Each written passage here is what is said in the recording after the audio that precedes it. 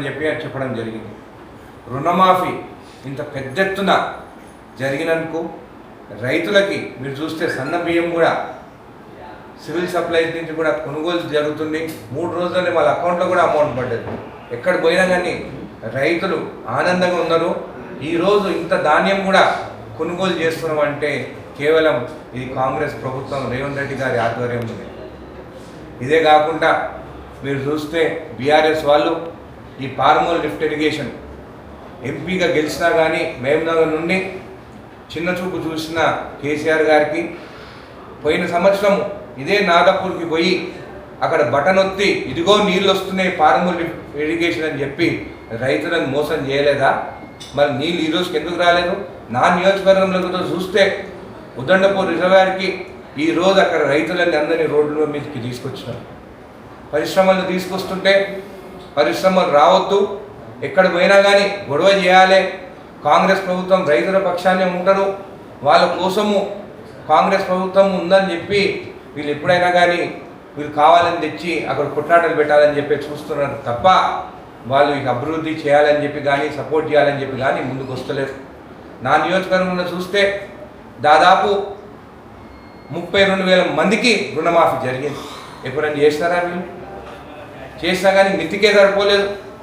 ఆ రోజు కాంగ్రెస్ ప్రభుత్వం ఉన్నప్పుడు రాజశేఖర్ రెడ్డి గారు ముఖ్యమంత్రి ఉన్నప్పుడు ఆ రోజు కేంద్ర ప్రభుత్వం నుండి మన్మోహన్ సింగ్ గారి సపోర్ట్తోని రుణమాఫీ జరిగింది. కానీ ఈరోజు కేంద్రంలో బీజేపీ ఉన్నా కానీ ఇక్కడ రేవంత్ రెడ్డి గారు వాళ్ళు ₹1 కూడా ఇవ్వకున్నా కానీ ఇక్కడ మన ప్రభుత్వం కాంగ్రెస్ ప్రభుత్వం రేవంత్ రెడ్డి గారు ఈరోజు రుణమాఫీ జరిగింది. ఈ ప్రభుత్వంలో వాళ్ళకి నిద్ర పడతలేదు, వాళ్ళు కావాలని ఏదో ఒకటి మాట్లాడాలని నిన్న కూడా మా అక్కడ ప్రోగ్రాం ఉంటే కూడా డిస్టర్బ్ చేయాలని కూడా చూస్తాను. కానీ రైతులందరూ అక్కడికి వచ్చి పొద్దున్న నుండి 10ంటికి స్టార్ట్ అయ్యి రాత్రి 7:30 వరకు కూడా వెళ్ళకుండా అక్కడ రేవంత్ రెడ్డి గారు వచ్చినారని చెప్పేసి పెద్ద పండుగ చేసుకున్నాము. 3 రోజుల నుంచి స్టాల్స్ పెట్టుకొని కూడా చాలామంది మన మొత్తం తెలంగాణ నుండి కూడా అక్కడ రావడం జరిగింది. ఇంత మంచి పండుగ చేసుకుంటుంటే వాళ్ళకి నిద్ర పడతలేదు. కాబట్టి లక్షలాదిగా తరలి వచ్చి వారిని ఆశీర్వదించింది. గత 10 సంవత్సరాలుగా వ్యవసాయ రంగం ఏం కోల్పోయిందో రైతులు అర్థం చేసుకున్నారు. పాలకుడికి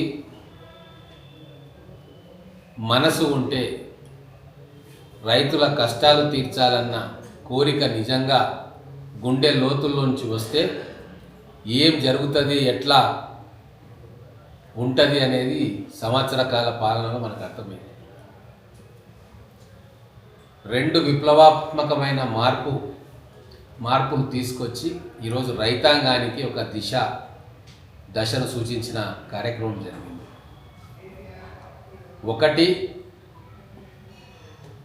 ఇంతకుముందు పెద్దలు చెప్పినట్టుగా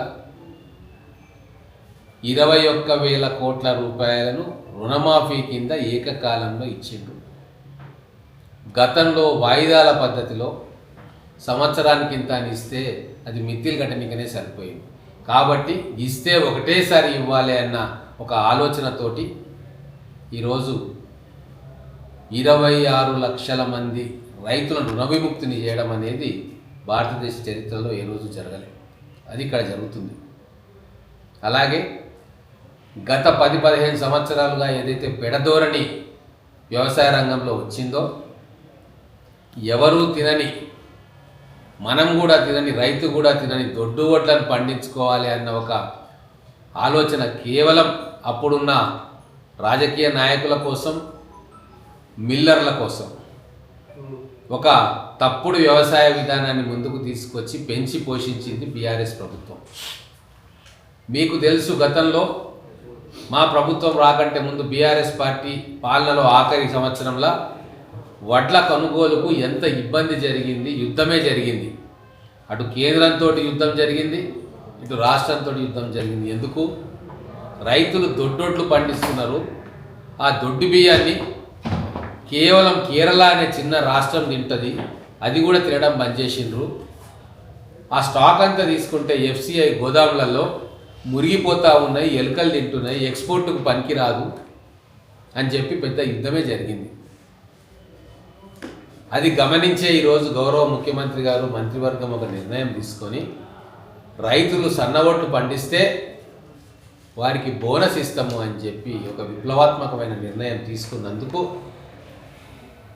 ఈరోజు రైతులందరూ కూడా సక్సెస్ సూపర్ సక్సెస్ అయ్యే విధంగా చేసినందుకు ముఖ్యంగా జిల్లా యంత్రాంగానికి, అంటే జిల్లా కలెక్టర్లు కావచ్చు, 5 జిల్లాల కలెక్టర్లు కావచ్చు, అట్లాగే పోలీస్ యంత్రాంగం కావచ్చు, వ్యవసాయ శాఖ అధికారులు కావచ్చు, ఇలా అన్ని డిపార్ట్మెంట్ల వాళ్ళు, అంటే రాష్ట్ర అధికారులు, జిల్లా అధికారులందరికీ కూడా ముఖ్యమంత్రి గారి పక్షాన, జిల్లా ప్రజాప్రతినిధుల పక్షాన, మా శాసనసభ్యుల పక్షాన, అధికార యంత్రాంగానికి కూడా ప్రత్యేకంగా వాళ్ళకు కూడా ధన్యవాదాలు తెలియజేస్తున్నారు. ఎందుకంటే 3 రోజులు ఒక భగీరథ ప్రయత్నంలాగా పొద్దుస్తమానం అంటే పగలు రాత్రి అనకుండా కష్టపడి పనిచేసినటువంటి వాళ్ళందరికీ కూడా మరొకసారి ధన్యవాదాలు తెలియజేసుకుంటా ఉన్నాం.